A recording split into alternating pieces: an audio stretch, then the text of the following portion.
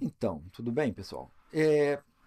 Eu tava falando com um amigo no final de semana sobre essa questão de como que aprender como que um pouco do passado influencia nas decisões do futuro. Como vocês sabem, eu tô aprendendo bastante sobre Kubernetes e eu tava tentando explicar, né? Tipo, cara, como é que a gente chega em Kubernetes hoje em dia? De onde saiu?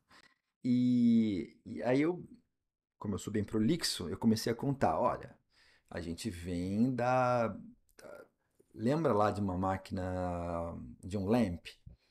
Aí, pô, não, o que que é o LAMP, né? Então vamos lá. O LAMP é o bom e velho Linux Apache MySQL, né?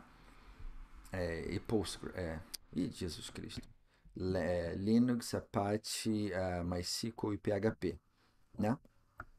E aí você falava assim, tá, legal. Antigamente, né, anos 2000, quando eu comecei, a gente tinha que pegar uma máquina, então geralmente uma máquina virtual, uma máquina física, né? Instalava lá uma versão de Linux, vamos dizer assim, Ubuntu mesmo, né? Inicializava ela, fazia o boot, criava lá as partições do disco, tal, pronto. Tava lá com a máquina rodando. Podia ser um servidor ou podia ser um desktop, né? Até quando a máquina inicializava, você tinha que instalar o Apache, que hoje em dia, muito, muito engraçado, né? Que eu mesmo não tinha certeza disso, mas hoje em dia, o nome do servidor web do Apache é conhecido, pelo menos nas imagens Docker, não sei o que, como HTTPD. Eu tenho treinado bastante Docker, né? E aí quando você vai baixar uma imagem no Docker Hub, né? A gente não baixa Apache como a imagem, né? Se você quiser montar um servidor LAMP. Se você escrever Apache, você vai encontrar um monte de coisa, né? Vários projetos patrocinados ou vindos da Fundação Apache, da Apache Foundation, né? Como o HTTPD, o Tomcat, o Maven, enfim, Cassandra aqui, ó, Cassandra. Mas eu não sabia, mas o nome do servidor web do Apache é HTTPD. Esse é o nome correto da imagem. Anyways, então esse LAMP stack, na verdade, poderia ser LHMP e não LAMP, né? Anyways, o que acontece, né? Quando você abre uma aplicação, quando você abre um... Tem alguma imagem interessante aqui? Quando você abre LAMP stack, pois é, quando você abre um servidor, um servidor web, né, numa máquina Linux, onde você bota a parte para servir conteúdo estático, dinâmico e tal, o PHP para ser o engine da aplicação, né? E o MySQL para ser o banco de dados, onde oferece a persistência. A gente, depois, em cima disso aqui tudo, instalava o WordPress como uma aplicação que faz a persistência no MySQL, usa o PHP como engine e coloca os arquivos estáticos dentro da pasta adequada que o Apache oferece. E assim você tem uma página básica HTML. Com PHP rodando, com WordPress, um CMS bacana. Caso vocês não tenham visto, né, eu rodei já um WordPress no. É o org, na verdade. Eu rodei um WordPress no. Jesus, como é que é o nome? No Kubernetes há pouco tempo atrás, não tem tanto tempo assim. Eu rodei aqui, eu mostrei como configurar. Cadê? Não é estúdio, para. Para, não é estúdio. É meu canal o nome. Tá vendo? Já tô começando a ser prolixo de novo. Mas tudo bem. Só quero comentar aqui mais uma vez, aqui, ó. Nesse vídeo aqui do Kubernetes aprendendo Kubernetes e WordPress, eu monto aqui rapidamente usando Kubernetes um servidor de WordPress. E assim, E assim, o MySQL e o Apache vem totalmente, e o PHP também vem totalmente configurado já pela imagem que eu estou utilizando já de WordPress vindo do Docker, né? Do Bitnami que ofertou a imagem para gente. Eu tô literalmente só usufruindo de toda a configuração que a imagem já entregou para a gente de graça, de graça. Aqui, ó, se você olhar aqui bem pertinho, eu não consigo dar zoom, é muito grande, mas você vai ver aqui que o nome da imagem é a imagem WordPress rodando em cima do Apache, entendeu? Então essa configuração já veio embutida, mas se você for fazer na marra, é como eu acabei de falar, Linux, Apache, MySQL, PHP, instala todos por cima, instala o WordPress no final. Aí você consegue estar rodando LAMP stack. E aí vem aquela história, tá, isso é para você montar um servidor web rodando um website simples com WordPress do passado, né? E como é que você vem para essa modernidade toda de hoje em dia, onde a gente está falando de Kubernetes e tal? Aí que foi o pulo do gato, né? Que eu achei bem legal e por isso que eu tô gravando esse vídeo. Eu tava explicando para ele, cara, seguinte, você monta um WordPress e aí você oferece aquele WordPress para um cliente. E aí você está rodando essa máquina aqui. E vão chegando as requisições, né, HTTP, e alguém quer consumir conteúdo daquele site. E vamos dizer que o site se chama FIFA.com, né? Vamos dizer que o FIFA.com é o site que eu montei dentro do usando o WordPress e tá tudo bem. Tá, as chamadas estão vindo, chegando aqui e carregando esse grande blog WordPress. E aí, o que acontece? Vai aumentando a demanda, vai aumentando o tráfego e chega uma hora que toda máquina ela tem um limite. Vou falar um pouco sobre isso, porque isso também é uma coisa que me gerou confusão por um bom tempo, né? Se eu te perguntar para qualquer um, qual é o limite de conexões de uma máquina? Essa é uma pergunta meio ampla. Mas se eu falar assim, tá, vamos para os extremos. Você acha que se eu pegar o meu computador aqui, pode ser um Intel Celeron, qualquerzinho, micro velhinho, falar assim, você acha que ele serve um cliente? Você acha que uma pessoa, se eu conectar essa minha máquina, eu tenho um IP público dela, tá? Eu exponho ela aqui na DMZ, né? Do meu roteador, do meu firewall. Então ela tem acesso ao IP público do meu roteador. 169 ponto qualquer coisa, ponto qualquer coisa, ponto qualquer coisa. E aí eu vou lá no registro BR, associo um DNS com esse P, né? Associo um DNS com esse P aqui. E aí fica FIFA.com associado com o IP dessa minha máquina Celeron que está aqui. E se eu te perguntar no óbvio, você acha que um usuário do Brasil ou do Canadá ou da Rússia consegue acessar essa máquina? Ah, consegue. Você montou essa página aqui, WordPress, tem mais imagens, tem texto, isso aqui está rolando, consegue acessar. Tá, beleza. Acho que parece óbvio, né? Se você montar um servidor e não conseguir, se ele estiver funcionando, se ele estiver todo conectado apropriadamente, né?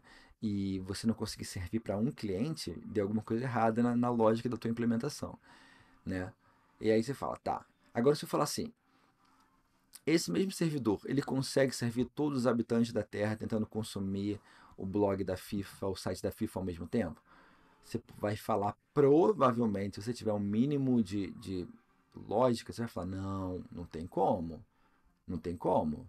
Todos os habitantes da Terra tentando acessar ao mesmo tempo conseguem? Não. Por que não? Bem, porque algumas coisas vão começar a quebrar. E aí tem vários pontos sobre isso, sobre o que vai começar a quebrar. E eu acabei de usar uma expressão quando eu falei assim, ao mesmo tempo. Daniel, vamos falar. Ao mesmo tempo significa o quê? Bem, significa ao mesmo tempo.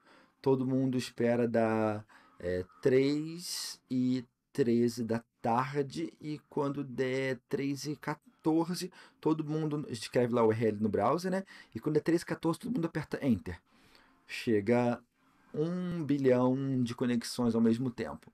Você acha que os DNS ao redor do mundo vão conseguir resolver? Sim, cada um tem uma máquina, cada um está servindo DNS, cada um está sendo servido pelo seu provedor, provavelmente, né, de internet. Então, o DNS vai resolver. Agora, o DNS encaminhou para aquele servidor que ele entendeu, que era aquele IP específico. Você acha que meu Intel Celeron, com essa parte que eu instalei e tal, ele vai conseguir tratar 1 bilhão de requisições chegando ao mesmo tempo? Poxa, Daniel, não sei. Bem, não vai. O Apache, como qualquer programa rodando num processador, né, ele tem que lidar com paralelismo. Ele tem uma quantidade de processos paralelos que ele consegue rodar. Se a gente falar um pouco de arquitetura de computador, eu não sou expert aqui, mas o processador ele não atua de uma forma intrinsecamente paralela. Ele tem muitos ciclos de context switching, ele tem muitos ciclos de eu trabalho um pouco nisso, eu pauso, eu trabalho um pouco naquilo, eu pauso, eu trabalho, volto para trabalhar na primeira coisa de novo, eu pauso, aí eu trabalho na seguinte, eu pauso. Ele tem vários pequenos ciclos de atuar em atividades uma depois da outra. Por isso, muitas aplicações como MySQL, como PHP, ele tem como PHP também, mas eu ia dizer o Apache no caso, ele tem um limite de conexões múltiplas. Então vou escrever aqui, ó, Apache HTTPD simultaneous connections. Isso que eu queria escrever na casa. Simultaneous requests.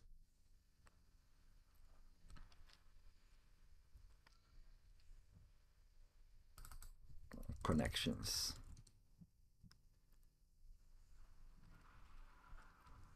Ou connection pool, é isso, né?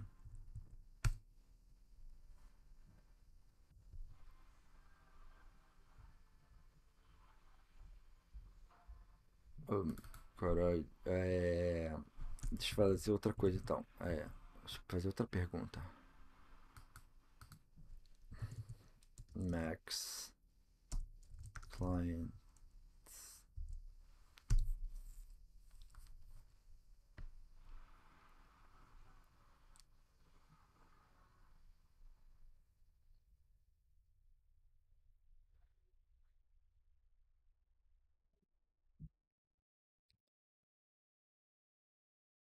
Aqui, ó. Esse é o ponto que eu quero trazer para vocês. Deixa eu abrir aqui. Isso. Cadê?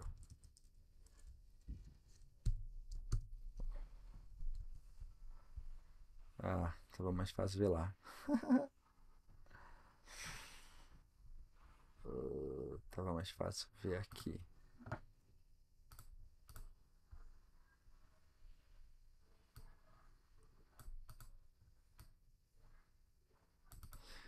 A granularidade vai ser aquela que você usar para construir host configurations.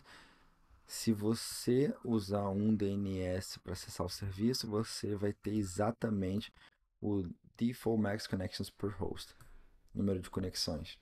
Se você usar, if you use one DNS name or even IP address per, né?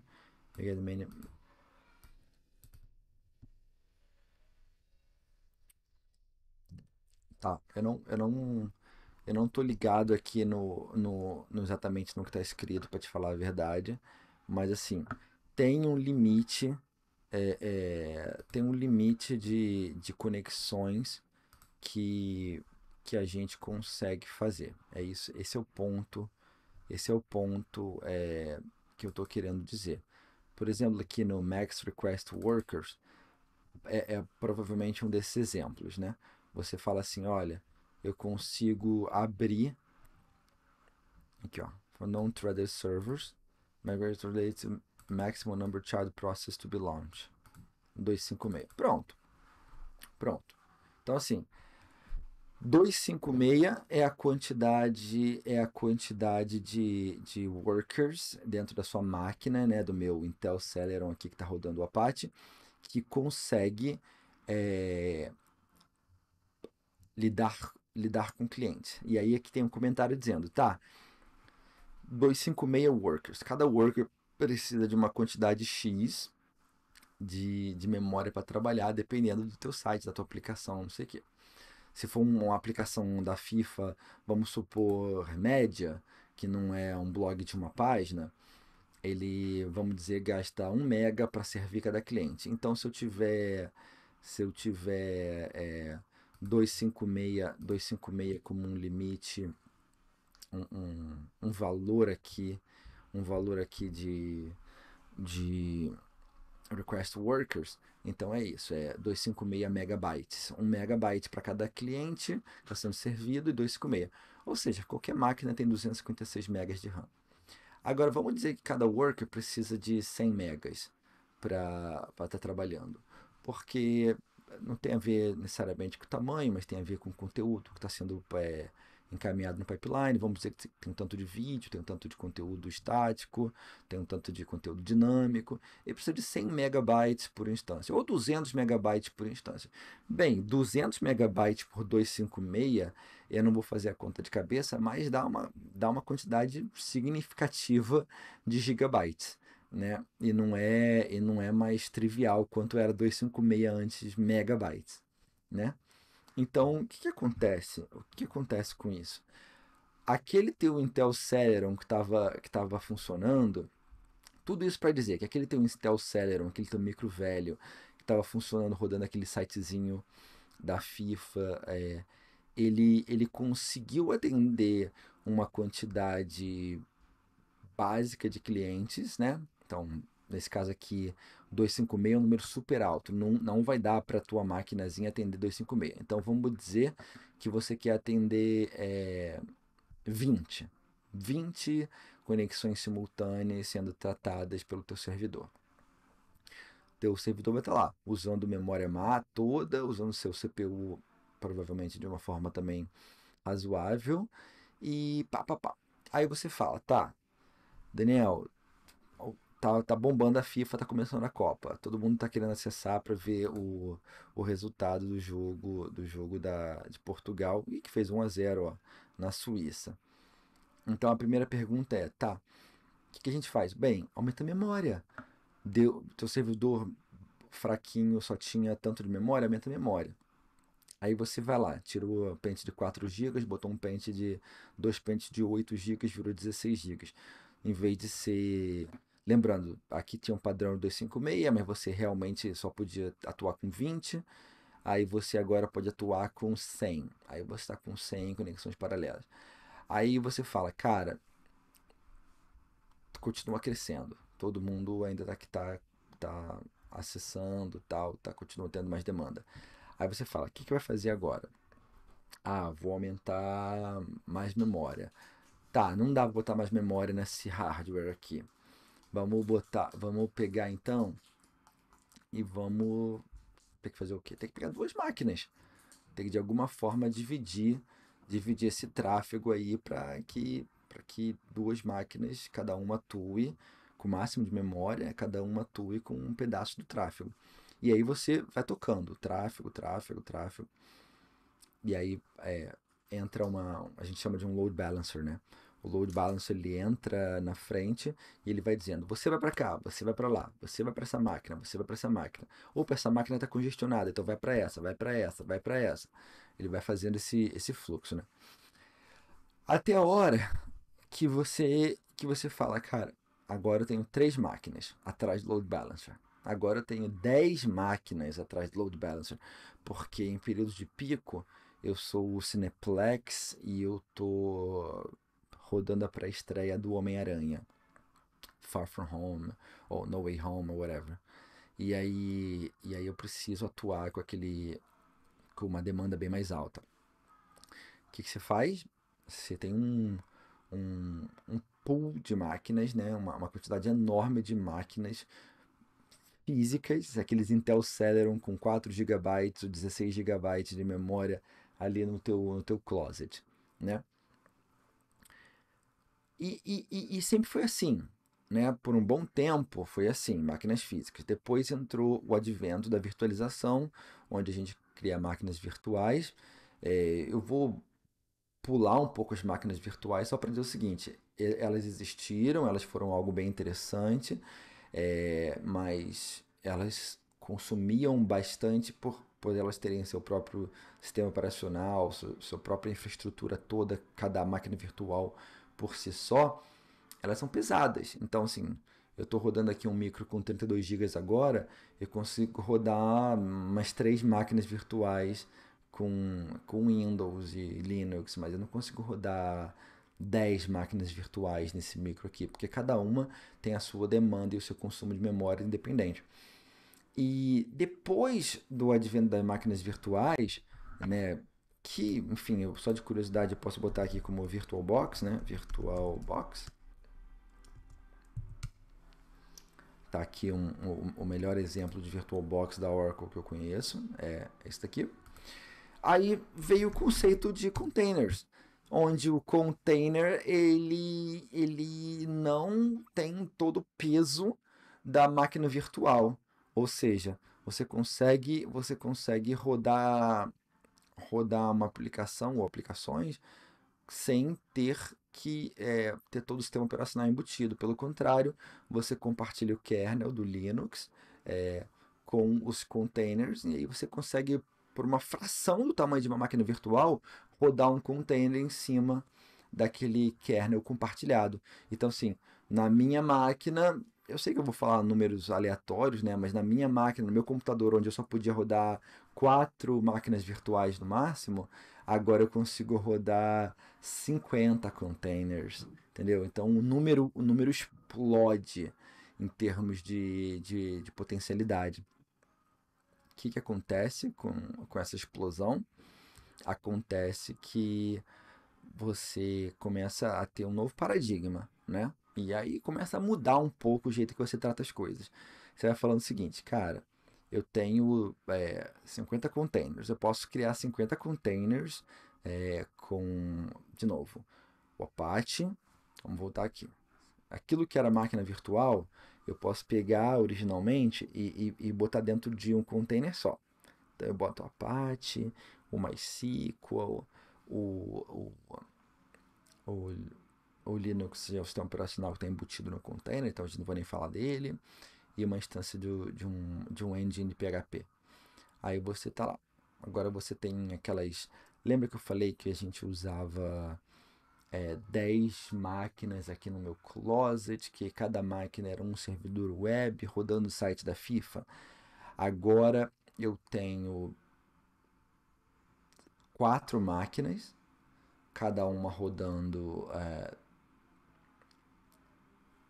10 containers cada uma, e ainda assim 4 vezes 10, 40. Então, assim, antes eu tinha 40 máquinas, a parte PHP mais 5 rolando ali, agora eu tenho 40 containers rodando em 4 máquinas. Melhorou muito, né? Só que também explodiu a quantidade de containers que eu tenho que lidar. Fora isso, a gente vai vendo várias coisas. Primeiro, é o mesmo site. O site da FIFA é o mesmo site. A gente, se for um conteúdo totalmente estático, independente um do outro, totalmente isolado, sem nenhum tipo de correlação, tipo assim, não dá para fazer login, tá vendo? Finge que esse login tá aqui. Não dá para fazer login, não dá para fazer nada. O que você está falando? Você está falando que você tem o cara, o load balancer que está aqui na frente, falando vai para lá, vai para lá, vai para lá, vai para lá. Ele agora tem 40 opções para mandar. Só que geralmente não é assim que funciona. Como é que funciona, Daniel? Você vai ter o, na metáfora dos containers, novo paradigma do Cloud Native, a gente vai geralmente separar o que a gente coloca dentro de um container, tentando ser cada vez mais específico. Então, assim, o seu banco de dados, geralmente, ele não precisa tá espalhado. Porque geralmente você tem algum nível de similaridades, algum nível de informação compartilhada que tem que estar comum entre todos os 40 containers. Entendeu? No caso de um login, você não pode ter um banco de dados com o usuário ali e outro. O usuário não está no outro banco de dados, entendeu? Porque senão eu faço login no site da FIFA agora, porque eu caí na máquina 1, então eu faço login no site da FIFA, crio um usuário e tal. Fecho o browser, abro de novo o site da FIFA, fifa.com. Lembra que o load balancer fica na ponta falando: você vai para cá, você vai para lá, você vai para cá. Aí agora eu caí em outra máquina.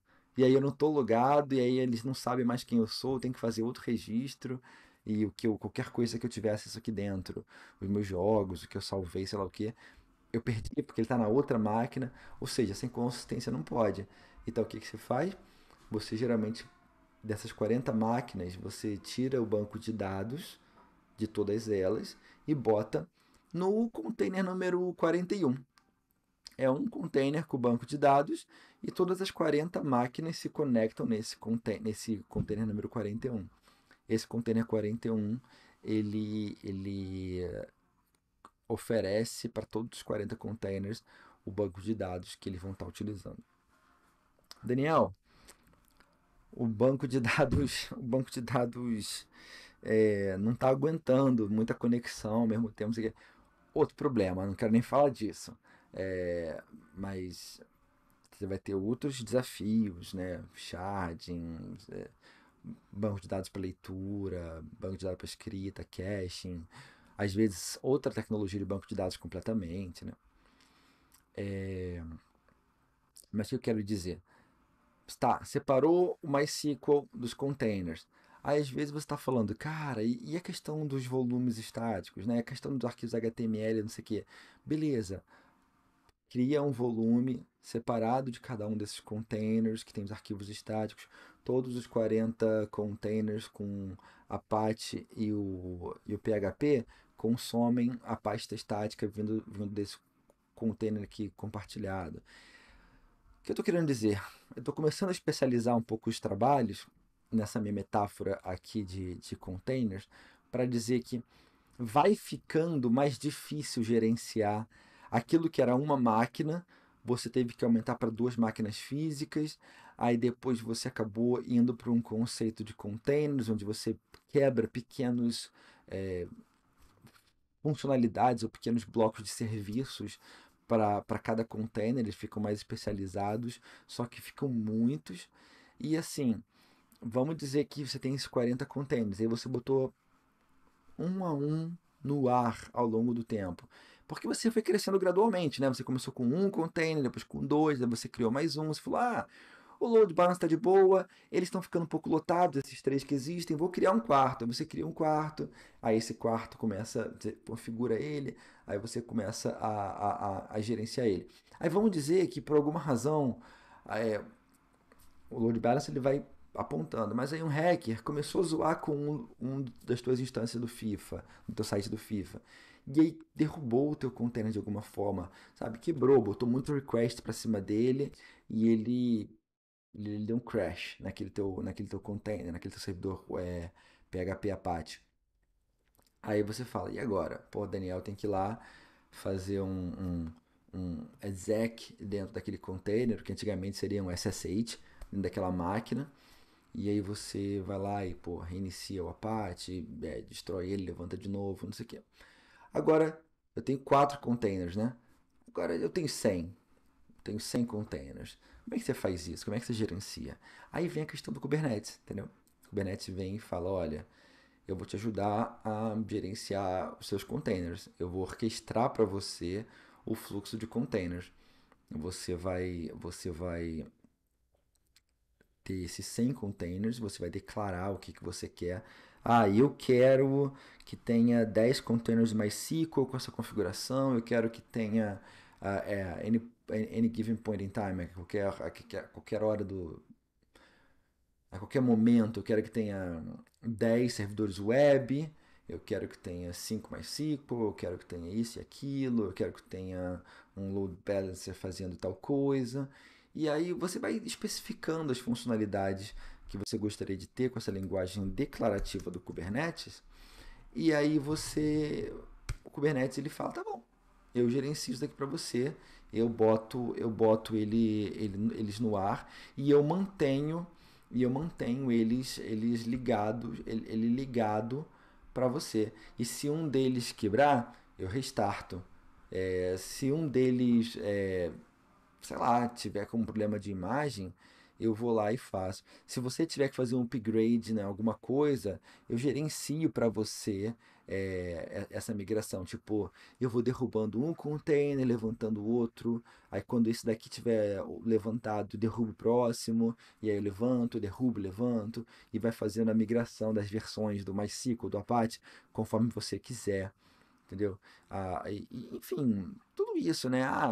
Você vai ter um segredo para acessar o banco de dados, uma API. Você não quer configurar manualmente aquilo, você coloca aqui e etc, etc. Os containers podem se comunicar entre si, né? Como te falei, eu estou supondo que são vários containers parecidos, né? Onde tem Apache PHP, mas pode ter um que é Apache PHP, o outro que é o seu monitoring, né?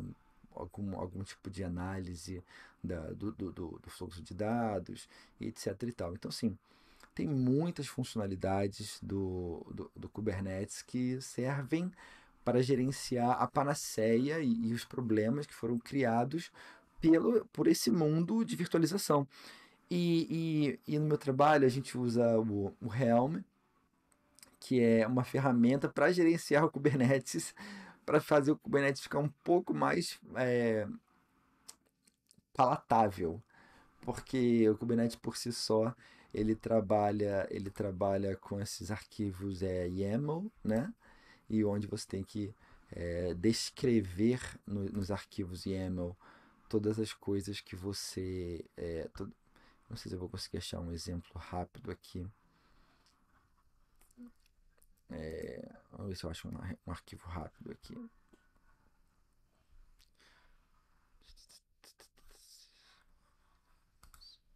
Talvez aqui.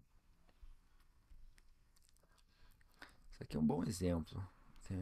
Só que isso aqui eu acho que não vai mostrar o que eu estava querendo que mostrasse. Né? Eu não sei onde é que eu iria achar, na verdade, o, um exemplo do YAML. Não sei, não sei. Mas, enfim. Aí já vem o Helm, que é usado para facilitar a instalação e o Helm. Deixa eu ver aqui.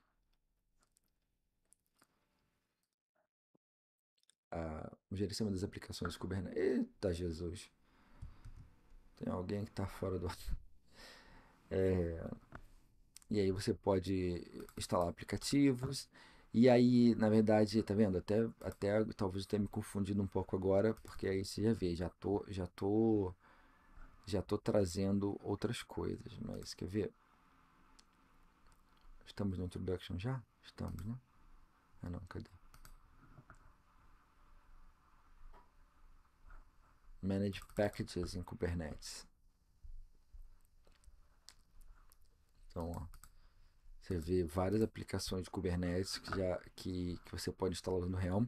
Eu acho que eu confundi, na verdade, até com o que eu ia falar do Argo, né? Que aí é outra ferramenta. Será que eu consigo abrir aqui também? Isso. Que é outra ferramenta que você utiliza para gerenciar o tamanho dos deployments e das operações com Kubernetes, entendeu? Usando variáveis para simplificar o reuso dos teus arquivos, dos teus YAMLs, não sei o quê.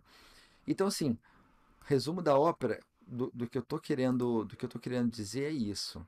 É que novos problemas vão sendo trazidos de acordo com as demandas que a gente vai tendo de, de avançar no jeito que a gente faz as coisas, entendeu? Os problemas são novos, de uma época nova, ferramentas ferramentas vão sendo criadas para gerenciar essas, esses novos desafios. E é isso aí. Profissionais estão em demanda para atuar nesses problemas novos, dessa realidade nova de Cloud Native que a gente tem. Você pode voltar, como já trabalhei em várias empresas que não que quiseram e que ficaram e que ficam se resguardando e se na resistência, né? Profissionais que têm resistência de migrar pro, pro modelo mais moderno por não ter a necessidade exata, né? Por não ter necessidade de ter mais do que 20 clientes acessando o seu servidor WordPress ao mesmo tempo. Se você não tem essa necessidade, você não precisa resolver nenhum problema, porque não existe um problema. Agora, para quem tem a necessidade, aí você precisa começar a pensar nessas soluções. E de novo, se eu pudesse dar uma dica para vocês que estão aprendendo, querendo buscar conhecimento e crescer, eu vou dizer, procurem os problemas mais novos, os desafios maiores e não busquem mais do mesmo de antigamente, porque é no novo que estão as oportunidades, tá bom? Fiquei com Deus, um abraço, tamo junto. Tchau.